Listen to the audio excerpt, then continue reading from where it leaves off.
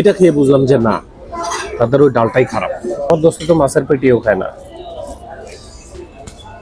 চিটাগাংয়ের আন বান শান মেজবানি, ওরা আসলে ওইভাবে তো দিতে পারবে না রেস্টুরেন্টে যে মেজবানি আমরা খাই। আচ্ছা, আমরা আছি এখন হচ্ছে চিটাগাং জিসি মোড়ে। এখানে অনেকের কাছে জিজ্ঞাসা করলাম ভাই কোথায় খাওয়া যায়, কি করা যায়। যদিও আমাদের এক ভাই রায়হান ভাই, মানে রায়হানিজম ফুড অ্যান্ড ট্রাভেল, ওনার কাছ থেকে একটা সাজেশন নিয়েছিলাম যে আলমক্কা, কিন্তু সমস্যাটা হচ্ছে যে আমাদের বাস মানে কিছুক্ষণ পরেই ছাড়বে, তো ওইটা একটু দূরে হয়ে যায়, যাইতে পারতেছি না, টাইম মিলতেছে না। এখন অনেকের কাছে জিজ্ঞাসা করলাম ভাই জামানে যাব, জামানের তাইলে একদম মানে পুরানোটা বা একেবারে অরিজিনাল কোনটা। এখন সবাই বলতেছে ভাই সবই অরিজিনাল, সবই অরিজিনাল, আপনি যে কোনো একটাতে চলে যেতে পারেন। মানে 10 জনের কাছ থেকে আমি একই উত্তর পাইছি, মানে এই চিটাগাং এরই। তো যাই, সামনে যেই জামান পাবো সেটাতে ঢুকে যাবো। জামান হোটেলেই খাবো আজকে, আলমক্কাতে তো আর পারলাম না। যাই জামানে যাই, চলেন। তো শেষ পর্যন্ত জিইসি মোড়ে একটা জামান আমরা খুঁজে পাইছি এবং কোনো দিকে না তাকিয়ে সোজা জামানে চলে গেছি।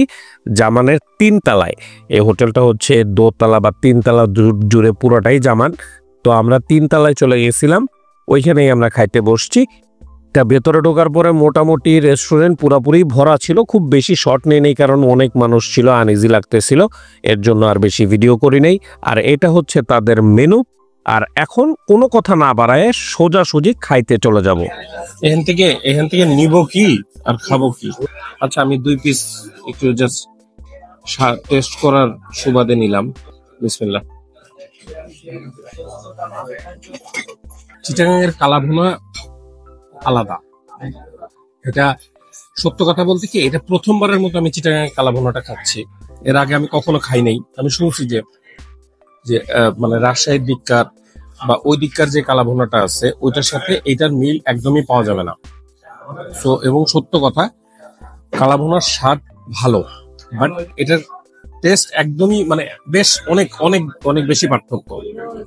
যারা চিটাগাংয়ের লোকাল তারা একটু আমাকে একটু জানাবেন যে চিটাগাংয়ের কালাভুনার এক্সাক্ট টেস্ট যে জামান হোটেল, সেই জামান হোটেলে কি আসে কিনা, এটা একটা দেখার বিষয় আছে। তাছাড়া যে এদের কালাভুনার স্বাদ আমার কাছে খারাপ লাগছে তা কিন্তু না, ডিসেন্ট লাগছে। বাট এই কালাভুনাটা, আপনি যদি বলেন যে কোন কালাভুনাটা পছন্দ, এটা নাকি আমি আরেকটা যে স্বাদের কালাভুনা আছে আমি সেটা খেয়েছি, আমার কাছে এটার থেকে আমার কাছে মনে হচ্ছে বেটার প্রেফারেবল ওইটা। তাছাড়া এটাও বেশ বেশ ভালো। আমার খুব পছন্দের একটা জিনিস হচ্ছে এই ছোনার ডাল।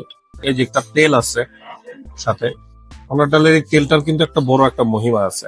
যারা তেল খান না তাদের হিসাব আলাদা। যেমন আমার বন্ধু খায় না, আমার দোস্ত তো মাছের পেটিও খায় না।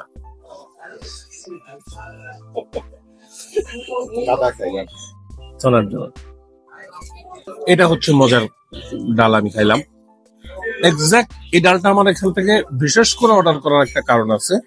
আপনারা যদি আমার এর আগের চিটাগাংয়ের আর একটা বেশ ফেমাস জায়গা থেকে আমি এই ডালটা খাইছিলাম, আমি বেশ খানিকটা হতাশ হয়েছি। আমি ওইটার সাথে কম্পেয়ার করার জন্য যে অ্যাকচুয়ালি কি চিটাগাংয়ের ডালটা ওই রকমই হয় কিনা, এটা খেয়ে বুঝলাম যে না, তাদের ওই ডালটাই মানে স্বাদটাই ওই রকম আর কি, মানে সঠিক না, আমার মুখের জন্য সঠিক না। এটা গুড। বাই দ্য ওয়ে, যা বলতেছি সব কিন্তু আমার নিজের মুখের টেস্টের উপরে বেস করে বলতেছি। ওই আমার আর আপনার মুখের স্বাদ যে মিলে যাবে তার কিন্তু কোনো গ্যারান্টি দিচ্ছি না।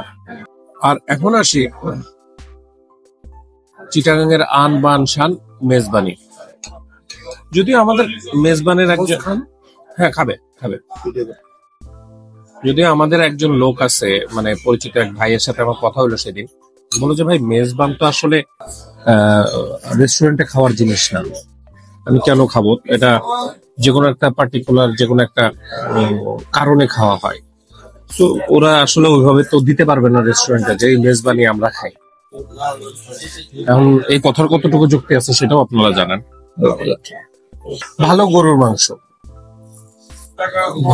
মাংস রান্না আমি এখন পর্যন্ত আমি ব্যর্থ হইলাম যে মেজবান আর নর্মাল গরুর মাংসের ভুনার ভিতরে যে ডিফারেন্সিয়েট করার যে বিষয়টা, আমাকে ক্ষমা করবেন, মানে আমাকে ক্ষমা করবেন এই কারণে, কারণ আমি এখনো পার্থক্য করতে পারতেছি না যে গরুর মাংস খাইলে আমি মেজবান,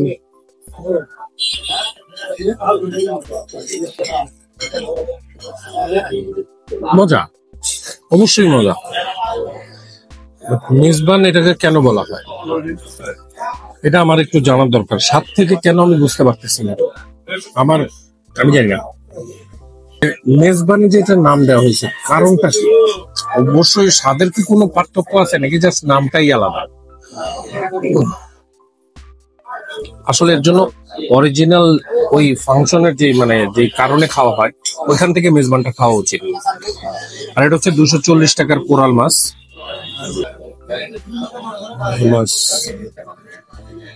কোরাল ইস কোরাল ইস কোরাল।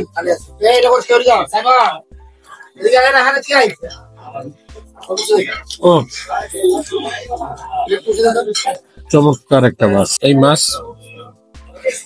আমার পক্ষ থেকে আমার স্বাদ অনুযায়ী আমি 100-তে 105 দিয়ে দিলাম স্বাদের দিক থেকে।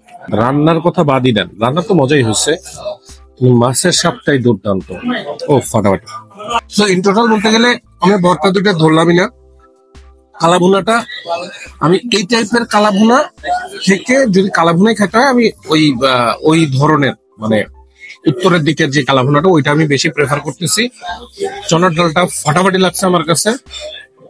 এটা গরুর মাংস হিসেবে আমার কাছে ভালো লাগছে, বাট আমি কোনো ডিফারেন্সিয়েট করতে পারিনি যে মেজবানি কোনটা নর্মাল গরুর গোস্ত কোনটা। গরুর মাংস রান্নাটা মজা, আর কোরাল মাছটা দি বেস্ট। জামান থেকে যে আমি কোরাল মাছটা খাইলাম ফাটাফাটি ফাটাফাটি। জামানে খাওয়া দাওয়ার পরে ওই পাশেই মানে ঠিক উল্টা পাশেই হচ্ছে ক্যান্ডিড পাইছিলাম। তো আমি যখন চিটাগাঙে থাকতাম তখন আমার যতদূর মনে পড়ে যে এই ক্যান্ডিতে ভয়ঙ্কর মজা আর কি একটা জিলাপি পাওয়া যায়, কিন্তু দুঃখের বিষয় ওটা শেষ হয়ে গেছিল, আর খাইতে পারি নাই। আর সব খাওয়া দাওয়া শেষে আমরা চলে গেছি আমাদের কাউন্টারে। মানে আমি যখন ঢাকা থেকে চিটাগাঙে আসি তখন অ্যাকচুয়ালি আসছিলাম হচ্ছে ইম্পেরিয়াল বাসে। তো ইম্পেরিয়াল বাসটা আমার মূলত এদের ভালো লাগছে যে জিনিসটা, এর সার্ভিস তো অবশ্যই ভালো লাগছে, বাট বেশি ভালো লাগছে হচ্ছে কি আমার ঘুমটা ভালো হয়েছিল।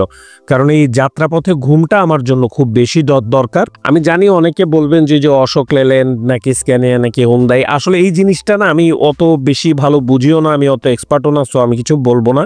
বাট আমি মূলত বিচার করি যে আমি রাস্তায় গেলে বা বাসে উঠলে আমার ঘুমটা ভালো আসবে কিনা এবং এই জিনিসটা আমার বাজেটে থাকবে কিনা।